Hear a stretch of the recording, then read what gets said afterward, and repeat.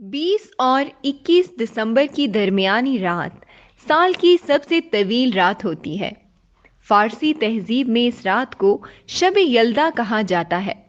Iran में शब यल्दा ईरानी महीने बनाम आज़र की आखिरी रात 20 और 21 दिसंबर की दरमियानी रात, सर्दियों की पहली रात और साल की सबसे लंबी रात को कहा जाता है।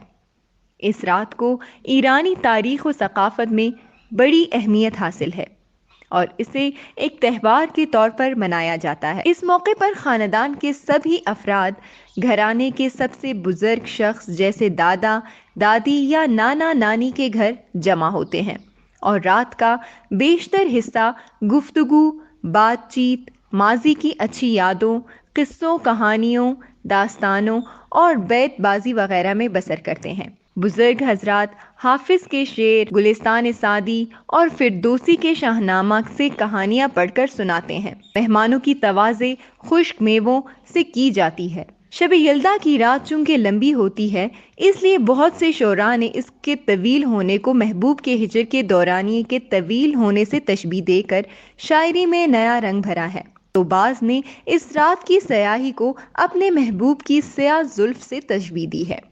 मिसाल के तौर पर गर्दिश साल फ़कत यक शब यल्दा दारद, मन बदूने तो हजरान शब यल्दा दारम।